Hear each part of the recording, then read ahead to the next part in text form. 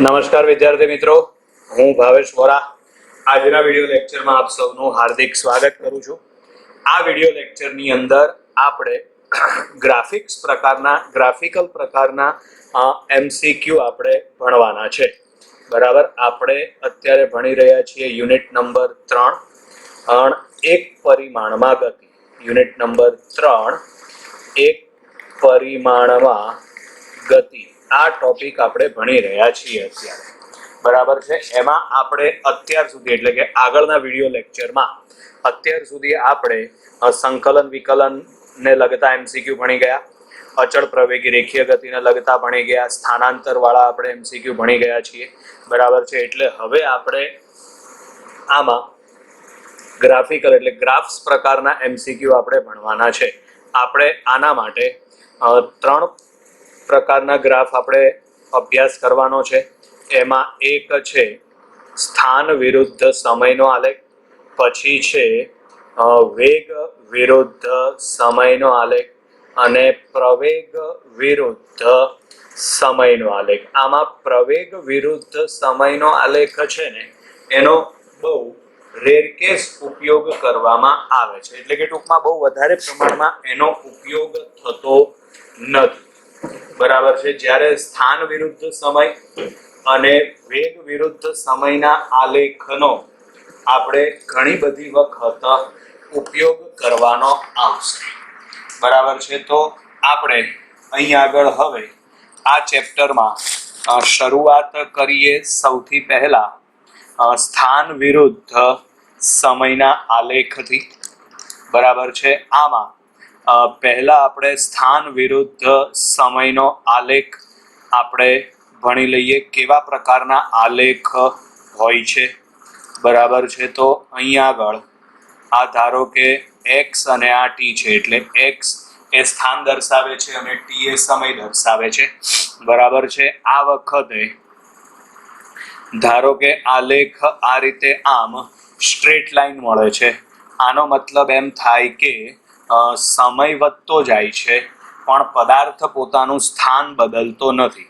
એટલે સમજવા માટે આપણે આવું વિચારી શકીએ, જો આ 1 આ 2 આ 3 આ 4 બરાબર, અને અહીં આગળ ધારો કે આપણે માની લઈએ 50 મીટર છે, તો આનો મતલબ એમ થાય કે 1 સેકન્ડ હોય ત્યારે પદાર્થનું સ્થાન 50 મીટર, 2 સેકન્ડ સમય હોય ત્યારે પદાર્થનું સ્થાન 50 મીટર, 3 સેકન્ડ સમય હોય ત્યારે પદાર્થનું સ્થાન 50 મીટર। એટલે કે સમય બદલાતો જાય છે, સમય વધતો જાય છે પણ પદાર્થ પોતાનું સ્થાન બદલતો નથી। અને જો પદાર્થ પોતાનું સ્થાન બદલતો ન હોય તો પદાર્થ સ્થિર અવસ્થામાં છે તેમ કહેવાય। એટલે અહીં જે આલેખ આપણે દોરેલો છે આ આલેખ એ સ્થિર પદાર્થ માટે છે। બરાબર, ચલો, એટલે આલેખ સ્થિર પદાર્થ માટેનો થયો। બરાબર, ત્યાર પછી આગળ ધારો કે આપણને આ રીતે આમ આપેલું છે x વિરુદ્ધ t। બરાબર છે, x વિરુદ્ધ t માં ધારો કે આ પ્રકારનો આલેખ છે। બરાબર, તો આ આલેખ દર્શાવે છે કે પદાર્થનું જે સ્થાન છે ને એ પદાર્થનું સ્થાન નિયમિત રીતે બદલાય છે। પદાર્થનું સ્થાન નિયમિત રીતે બદલાય છે। બરાબર, એટલે કે બીજી રીતે કહીએ ને તો પદાર્થ અચળ વેગથી ગતિ કરે છે। ત્રીજી વસ્તુ છે આલેખ ઉગમ બિંદુએથી શરૂ થાય છે, પરિણામે આ વખતે પદાર્થનું પ્રારંભિક સ્થાન, તો પદાર્થનું પ્રારંભિક સ્થાન આવશે 0। બરાબર છે, પછી આ વસ્તુ યાદ રાખવાની, આ થિયરીમાં પણ આપણે આવી ગયું છે, સ્થાન વિરુદ્ધ સમયના આલેખમાં રેખાનો ઢાળ શું દર્શાવે છે, તો રેખાનો ઢાળ છે ને એ આપણને સરેરાશ ઝડપ દર્શાવે છે। બરાબર છે, સરેરાશ ઝડપ દર્શાવે છે। સ્થાન વિરુદ્ધ સમયના આલેખમાં રેખાનો ઢાળ આપણને સરેરાશ ઝડપ દર્શાવે છે। ઢાળ શોધવા માટેનું આ સૂત્ર યાદ રાખી લેવાનું, ઉપર આવશે y યામનો તફાવત છેદમાં આવશે x યામનો તફાવત, બરાબર. ઢાળ શોધવા માટેનું સૂત્ર છે y યામનો તફાવત છેદમાં x યામનો તફાવત, બરાબર. અથવા તો ઢાળ શોધવા માટેનું આ બીજું સમીકરણ થશે tan થીટા. આ બંને ઉપરથી આપણને ઢાળ મળી જાય. કોઈ પણ રેખાનો ઢાળ આપણે શોધવો હોય તો આ સૂત્ર ઉપરથી આપણને મળી જાય, બરાબર છે. અહીં આગળ ઉપર લખ્યું એ પ્રમાણે સ્થાન વિરુદ્ધ સમયના આલેખમાં ઢાળ એ શું દર્શાવે છે? તો કે ઢાળ એ સરેરાશ ઝડપ દર્શાવે છે, અથવા તો સરેરાશ વેગ પણ કહી શકાય, બરાબર છે. આનો મતલબ એમ થાય કે જો રેખાનો ઢાળ ધન હોય તો એનો મતલબ એમ થાય કે વેગ ધન મળે છે, અને જો રેખાનો ઢાળ ઋણ હોય તો એનો મતલબ એમ થાય કે વેગ આપણને ઋણ મળે છે, બરાબર છે. આ જે આપણે વસ્તુ લખીને આ વસ્તુ એ થિયરી માટે મોસ્ટ આઈએમપી છે, બરાબર. આ વસ્તુ તમારે લોકોએ એમસીક્યુ માટે યાદ રાખવાની છે. જેમ કે અહીં આગળ આપણે જે આલેખ દોરેલો છે, બરાબર, એના વિવિધ સ્વરૂપ આવી રીતે પણ આવી શકે. એક્સ વિરુદ્ધ ટીના આલેખમાં ધારો કે અહીં આગળ આમ આપણને આલેખ આપ્યો છે, તો આનો મતલબ એમ થાય કે પદાર્થ અચળ વેગથી જ ગતિ કરે છે, પણ આ વખતે પદાર્થનું જે પ્રારંભિક સ્થાન છે ને એ શૂન્ય નહીં હોય. પદાર્થનું પ્રારંભિક સ્થાન છે ને x0 છે. હજી આ આલેખનું એક સ્વરૂપ આવું પણ છે, બરાબર. ધારો કે આપણને આ રીતે આમ આલેખ આપેલો છે, બરાબર. આ સ્થાન વિરુદ્ધ સમયનો આલેખ છે, બરાબર. આમાં પણ પદાર્થનું સ્થાન સમય સાથે નિયમિત રીતે બદલાય છે, એટલે કે પદાર્થ અચળ વેગથી જ ગતિ કરે છે, બરાબર છે. પણ આ વખતે પદાર્થનું જે પ્રારંભિક સ્થાન છે ને એ ઋણ આવશે, એ માઇનસ આવશે, બરાબર છે. અને બીજી એક વસ્તુ ધ્યાનમાં રાખો, આપણે જે 3 આલેખ ભણ્યા એ 3 આલેખની અંદર થીટા છે ને <90 ડિગ્રી આવશે. અહીં જે થીટા છે ને એ થીટા તમારે લેવાનો એક્સ અક્ષ સાથેનો, ધન એક્સ અક્ષ સાથેનો ખૂણો લેવાનો થશે, બરાબર. ચલો, એટલે આવા આલેખ આવી શકે છે. હવે ત્યાર પછી આગળ માનો કે આપણને આ રીતે આમ આલેખ આપેલો છે, બરાબર. આ સ્થાન વિરુદ્ધ સમયનો આલેખ છે, બરાબર. ધારો કે આપણને આ રીતનો વક્ર આપેલો છે, બરાબર છે. વક્ર આપેલો છે આલેખ, એટલે કોઈ પણ બિંદુ માટે આપણે વિચારીએ, આ બિંદુ માટે વિચારીએ તો ત્યાં તમે સ્પર્શક દોરો, બરાબર છે. પછી આ બિંદુ માટે વિચારીએ તો ત્યાં આપણે આમ સ્પર્શક દોરીએ. પરિણામે થશે એવું કે એક્સ અક્ષ સાથેનો જે ખૂણો છે ને એ એટલે ક્રમશઃ વધતો જશે. અહીં જે ખૂણો બનશે ને અહીં આગળ, બરાબર, એ ખૂણો છે ને એ ક્રમશઃ વધતો જાય, એટલે થીટા આ કિસ્સામાં છે ને ક્રમશઃ વધે છે, બરાબર. અને ક્રમશઃ વધે તો એનો મતલબ એમ થાય કે tan થીટાનું મૂલ્ય વધે. tan થીટા એ ઢાળ દર્શાવે છે અને ઢાળ એ વેગ દર્શાવે છે, એટલે એનો મતલબ એમ થાય કે અહીં વેગ વધે છે. વેગ વધે છે એટલે પ્રવેગ ઉત્પન્ન થાય છે, એટલે કે આ ગતિ પ્રવેગી ગતિ છે. આ વખતે પ્રવેગ ધન લેવામાં આવે છે, બરાબર છે. એટલે આ છે ને ધન પ્રવેગ માટેનો આલેખ થશે. ચલો, ત્યાર પછી આગળ હવે ધારો કે એનાથી ઊંધો આલેખ આપણને આપ્યો છે, બરાબર. ઊંધો આલેખ એટલે કઈ રીતે? તો ધારો કે આ રીતે આમ આલેખ આવે છે, આ અંતર એક્સ વિરુદ્ધ સમય ટી નો આલેખ છે. તો આ આલેખ ઉપર આપણે કોઈ પણ બિંદુઓ લઈ લઈએ, આ રીતે આમ રેન્ડમલી કોઈ પણ લઈ શકાય, જરૂરી નથી કે ફિક્સ, બરાબર છે. હવે ત્યાં તમે સ્પર્શક દોરી નાખો, અને સ્પર્શક દોર્યા પછી એનો તમે ઢાળ શોધી કાઢો. બરાબર છે. તો અહીં આગળ ઢાળ એટલે કે થીટાનું મૂલ્ય છે ને એ ક્રમશઃ ઘટે છે. બરાબર. હવે થીટા ઘટે છે એટલે એનો મતલબ કે ટેન થીટા ઘટે છે. ટેન થીટા ઘટે છે એટલે એનો મતલબ કે અહીં ક્રમશઃ વેગ ઘટે છે.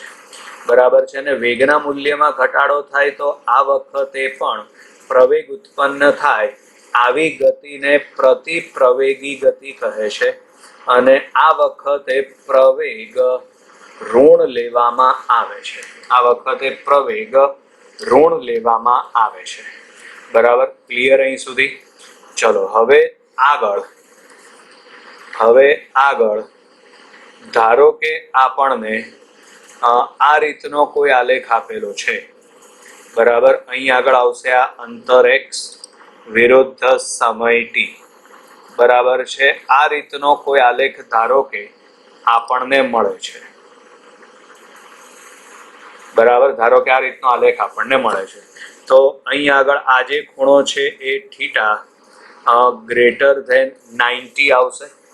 બરાબર છે. ને થીટા ગ્રેટર ધેન 90 આવશે એટલે આ વખતે રેખાનો ઢાળ તમે મેળવો ને તો ઋણ આવશે. બીજી રીતે કહીએ ને તો આ વખતે ટેન થીટા છે ને એ ઋણ આવશે.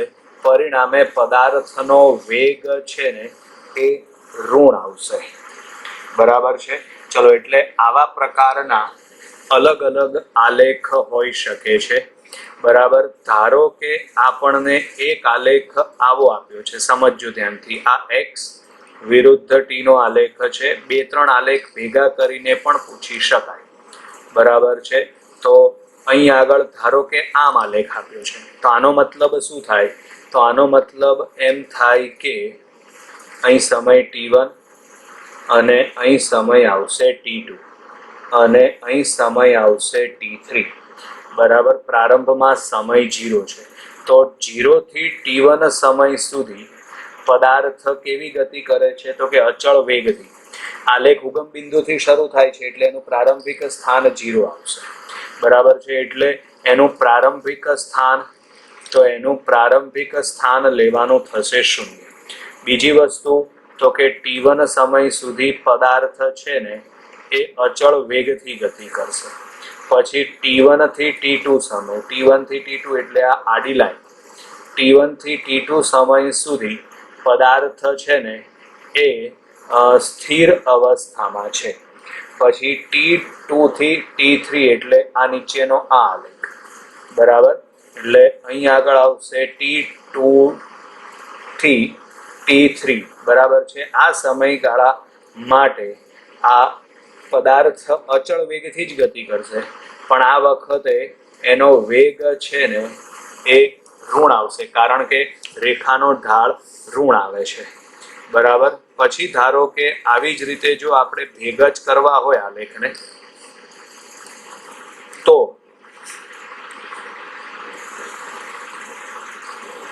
અહીં આગળ આપણને આ x વિરુદ્ધ t નો આલેખ છે ને બરાબર એ આ રીતે આમ પણ મળી શકે. બરાબર છે. આ સમયગાળા દરમિયાન તે અચળ વેગથી ગતિ કરે છે. આ સમયગાળા દરમિયાન કણ સ્થિર છે અને આ સમયગાળા દરમિયાન છે ને કણ પાછો અચળ વેગથી ગતિ કરવા લાગે છે. બરાબર છે. પછી આગળ ધારો કે આપણને આ પ્રકારનો કોઈ આલેખ આપેલો છે આ રીતે આમ. બરાબર. કણ છે ને એ વર્તુળાકાર માર્ગે ગતિ કરે છે. આપણે એવું માની લઈએ. ચલો આ રીતે. બરાબર છે. તો હવે આ x વિરુદ્ધ t નો આલેખ છે તો આ આલેખ શક્ય નથી. એનું કારણ શું? તો એનું કારણ એ કે કોઈ પણ એક સમય આપણે લઈએ. બરાબર છે. આ t1 સમય આપણે લીધો. બરાબર. એને અનુરૂપ આપણે આમ કોઈ રેખા વિચારીએ તો આલેખ ઉપર આપણને કેટલા બિંદુઓ મળે છે? તો કે આલેખ ઉપર આપણને આ રીતે આમ 2 બિંદુઓ મળે છે. તો એનો મતલબ એમ થાય કે t1 સમયે પદાર્થ છે ને 2 સ્થાન દર્શાવે છે. હવે એક જ સમયે કોઈ પણ પદાર્થ 2 સ્થાન ધરાવી શકે નહીં એટલે કે આ આલેખ ખોટો છે,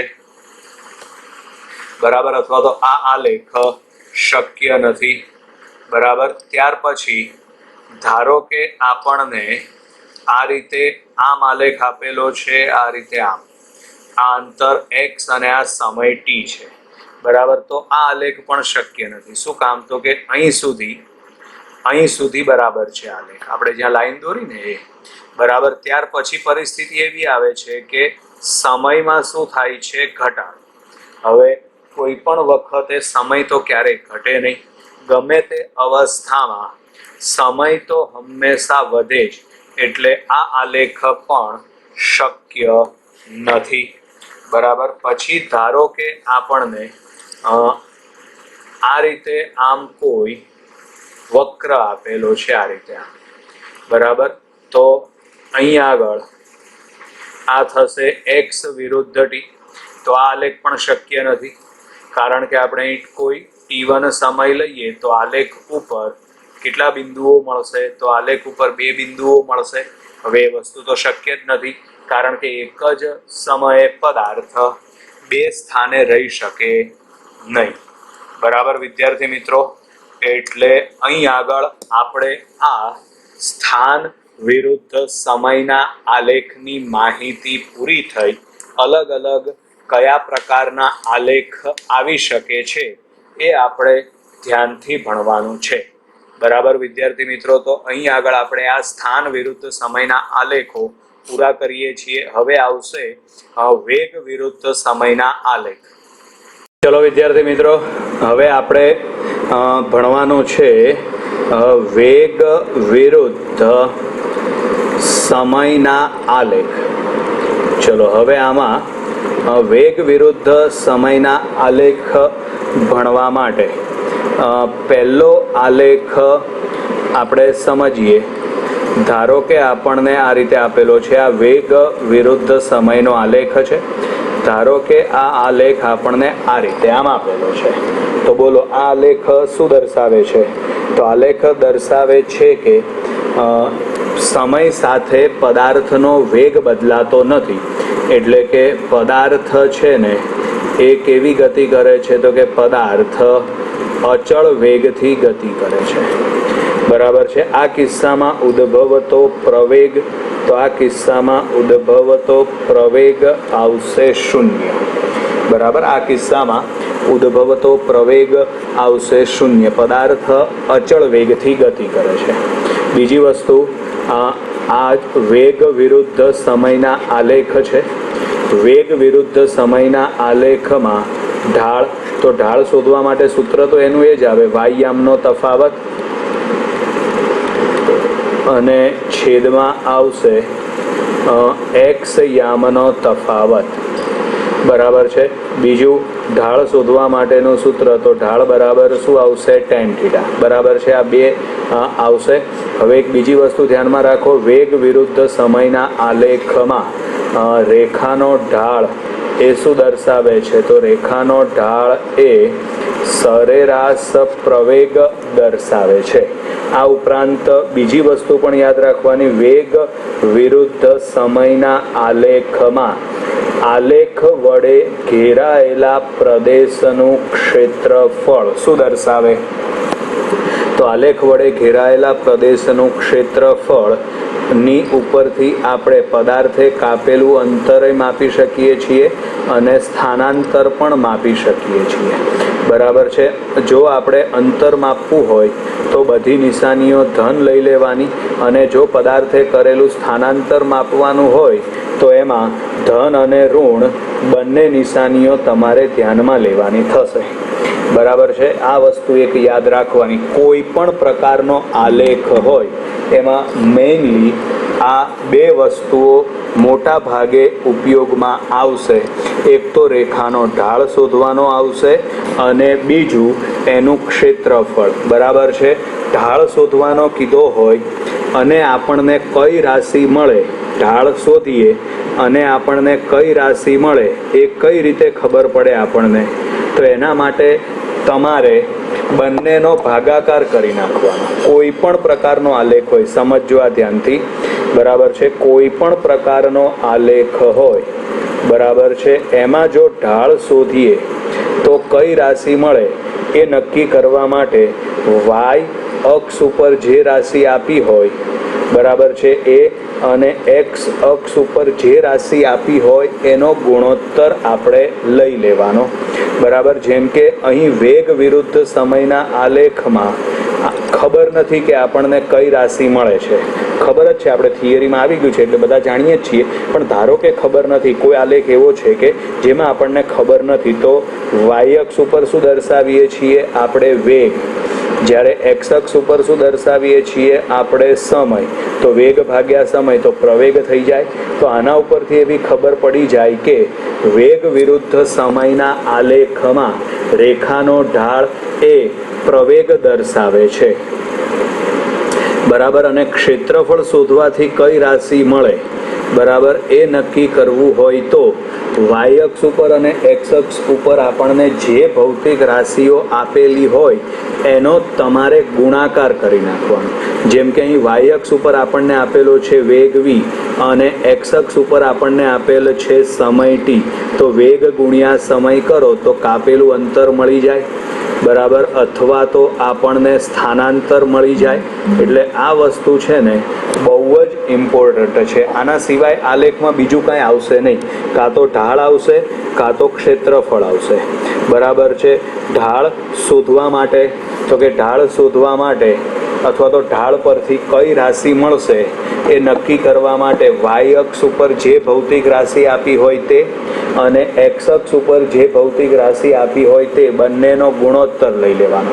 ક્ષેત્રફળ કરવાથી કઈ રાશિ મળશે, ક્ષેત્રફળ શોધવાથી કઈ રાશિ મળશે એ નક્કી કરવું હોય તો એક્સ અક્ષ ઉપર જે ભૌતિક રાશિ આપી હોય તે અને વાય અક્ષ ઉપર જે ભૌતિક રાશિ આપી હોય તે બંનેનો તમારે ગુણાકાર કરી નાખવાનો, બરાબર છે. આ વસ્તુ યાદ રાખવાની, બરાબર. ફરીથી એક વખત કહી દઉં, જો આપણે ઢાળ શોધવો હોય, બરાબર છે, અને કઈ રાશિ મળે, બરાબર છે, એ નક્કી કરવું હોય તો વાય અક્ષ ઉપર જે ભૌતિક રાશિ આપી હોય તે અને એક્સ અક્ષ ઉપર જે ભૌતિક રાશિ આપી હોય તે બંનેનો ભાગાકાર કરી નાખવાનો. એટલે ઢાળ શોધવાથી કઈ રાશિ મળશે એ ખબર પડી જશે. ક્ષેત્રફળ શોધવાથી કઈ રાશિ મળે એ નક્કી કરવું હોય તો વાય અક્ષ ઉપર જે ભૌતિક રાશિ આપી હોય તે અને એક્સ અક્ષ ઉપર જે ભૌતિક રાશિ આપી હોય તે બંનેનો ગુણાકાર કરી નાખવાનો. એટલે ખબર પડી જાય કે ક્ષેત્રફળ ઉપરથી કઈ ભૌતિક રાશિ આપણને મળશે, બરાબર છે. પછી આ ઢાળ શોધવા માટેનું સૂત્ર તો યાદ રાખવાનું છે. ઢાળ શોધવા માટે વાય યામનો તફાવત છેદમાં એક્સ યામનો તફાવત અથવા તો એના બરાબર લખાય tan θ, બરાબર છે. અહીં આગળ આપણે કયો આલેખ છે તો અહીં આગળ આપણે વેગ વિરુદ્ધ સમયનો આલેખ ભણીએ છીએ, બરાબર છે. વેગ વિરુદ્ધ સમયના આલેખમાં ક્ષેત્રફળ ઉપરથી આપણે અંતર પણ શોધી શકીએ છીએ અને સ્થાનાંતર પણ શોધી શકીએ છીએ, બરાબર. જો અંતર આપણે શોધવું હોય તો બધી નિશાનીઓ પ્લસ લઈ લેવાની, માઇનસ કોઈ પણ આપ્યું હોય તો એને ધ્યાનમાં લેવાનું નથી, બરાબર છે. અને જો આપણે સ્થાનાંતર શોધવું હોય તો સ્થાનાંતર શોધવું હોય તો પ્લસ અને માઇનસની નિશાનીઓ તમારે લોકોએ ધ્યાનમાં લેવાની થશે.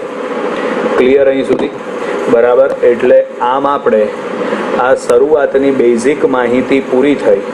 ચલો હવે આપણે વેગ વિરુદ્ધ સમયના આલેખમાં આગળ આપણે ભણીએ, બરાબર છે. ધારો કે આપણને આ રીતે આમ આલેખ આપેલો છે, બરાબર. આ છે વેગ v, અહીં આગળ સમય t છે. ધારો કે આ ખૂણો છે ને એ થીટા માપનો છે. તો જો આલેખ શું દર્શાવે છે એ વિચારો.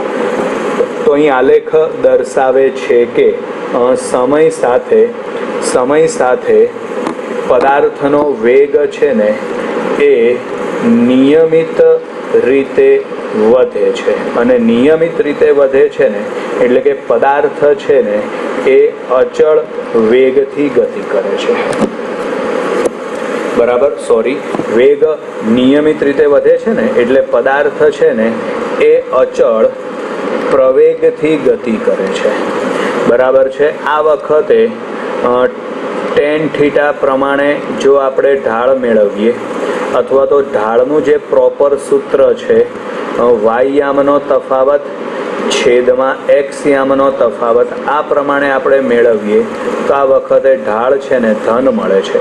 બીજી રીતે કહીએ તો જો થીટા છે ને 90 કરતાં નાનો છે, થીટા 90 કરતાં નાનો છે એટલે ટેન થીટા આપણને ધન જ મળશે, પરિણામે ઢાળ આપણને ધન જ મળશે.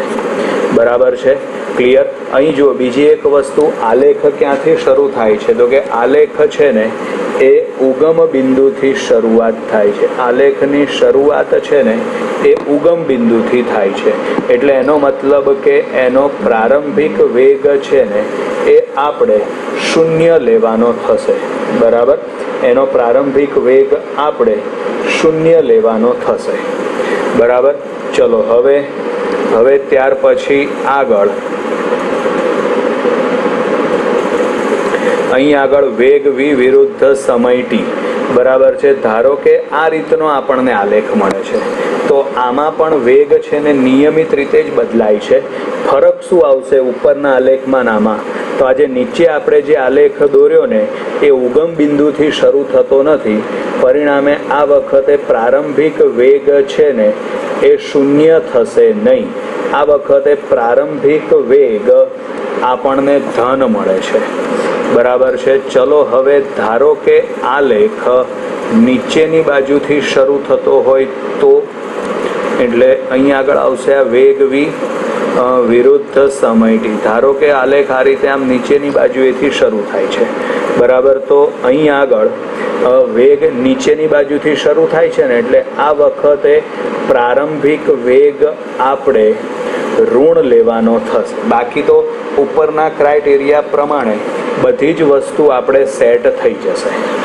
બરાબર, ચલો હવે ધારો કે આલેખ આપણને આ રીતનો મળે છે, આ વેગ v છે, આ સમય t છે. ધારો કે આલેખ આપણને આ રીતે મળે છે તો આનો મતલબ શું થાય? તો આનો મતલબ એમ થાય કે સમય સાથે પદાર્થનો વેગ છે ને ઘટે છે.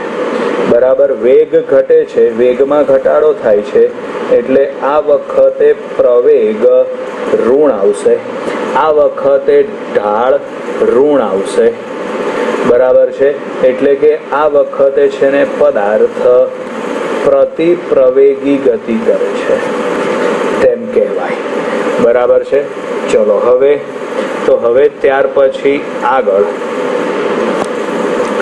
ધારો કે આલેખ આ રીતે આમ મળે છે તો આ વેગ વિરુદ્ધ ટીનો જ આલેખ છે. આ વખતે રેખાનો ઢાળ આપણને ઋણ મળશે. બરાબર છે, આ વખતે ઉગમ બિંદુથી શરૂઆત કરે છે એટલે એનો પ્રારંભિક વેગ કેટલો આવશે? તો એનો પ્રારંભિક વેગ આવશે 0. બરાબર, આ વખતે પ્રવેગ, તો આ વખતે એનો પ્રવેગ છે ને એ ઋણ આવશે. બરાબર છે, ચલો એટલે આ પ્રકારના આલેખ આવી શકે. હવે છેલ્લે બીજા 2 આલેખ છે. બરાબર, આ 2 આલેખમાં ધારો કે એક આલેખ આ પ્રકારનો છે, આ વેગ v વિરુદ્ધ સમય t નો આલેખ છે. બરાબર છે, આ આલેખમાં વધુ જાણકારી માટે આપણે આલેખ પર 3-4 બિંદુઓ લઈએ, 3-4 બિંદુ લઈએ અને પછી જો ઢાળ શોધવામાં આવે, બરાબર છે, તો ક્રમશઃ રેખાનો જે ઢાળ છે ને, બરાબર, એ રેખાનો ઢાળ એટલે કે થીટા છે ને એ ઘટે છે. બરાબર, થીટા ઘટે છે એટલે એનો મતલબ એમ થાય કે રેખાનો ઢાળ ઘટે છે. રેખાનો ઢાળ ઘટે છે એટલે એનો મતલબ કે પ્રવેગ ઘટે છે. પ્રવેગના મૂલ્યમાં ઘટાડો થતો જાય છે. બરાબર, ચલો હવે ધારો કે આલેખ આ વેગ વિરુદ્ધ સમયનો આલેખ છે ને, બરાબર, એ ધારો કે આ રીતે આમ મળે છે તો આમાં આપણે આલેખ ઉપર 3-4 બિંદુઓ લઈએ, 3-4 બિંદુઓ લઈએ તો ક્રમશઃ થીટાનું મૂલ્ય વધે છે એટલે એનો મતલબ કે ઢાળ વધે છે. ઢાળ વધે છે એટલે એનો મતલબ કે પ્રવેગ વધે છે. બરાબર છે, એટલે કે આમ આપણે આ વેગ વિરુદ્ધ સમયના આલેખમાં અલગ અલગ પ્રકારના આલેખ તમને પરીક્ષામાં પૂછી શકાય છે. કદાચ આપણે જેટલા પ્રકારના આલેખ તમને સમજાવ્યા એમાંથી કોઈ પણ આલેખ આપણને પરીક્ષામાં સીધો પૂછાય પણ ખરો અને ન પણ પૂછાય, પણ આ બધા બેઝિક આલેખની માહિતી છે. 2-3 આલેખ ભેગા કરીને પણ પરીક્ષામાં પૂછી શકાય. બરાબર છે. એટલે કયો આલેખ આપ્યો છે, પણ મેઇનલી આપણે જે દોરાયા ને એમાંથી બહારનો એકેય આલેખ હશે નહીં. 2-3 આલેખ ભેગા કરેલા હોય ને તો આમાંથી જ હોય. એટલે તમને એ સમજતા આવડવું જોઈએ. બરાબર છે વિદ્યાર્થી મિત્રો. તો હવે આપણે છે ને એક પરિમાણમાં ગતિમાં આ છેલ્લો ટોપિક છે. હવે આ ટોપિક સમજાવવા માટે મારે પૂરો થઈ ગયો છે. હવે આપણે ગ્રાફિકલ પ્રકારના MCQનો અભ્યાસ કરીશું, એટલે કે આલેખ પ્રકારના MCQનો અભ્યાસ આપણે કરીશું. બરાબર. અને ત્યાર પછી એ વિડીયો પૂરો થાય પછી આપણે 2 પરિમાણમાં એટલે કે દ્વિપરિમાણમાં ગતિ એટલે કે સમતલમાં ગતિનો અભ્યાસ આપણે કરીશું. અત્યારના માટે બાય બાય વિદ્યાર્થી મિત્રો. આ વિડીયો લેક્ચર હું અહીં આગળ જ પૂર્ણ કરું છું.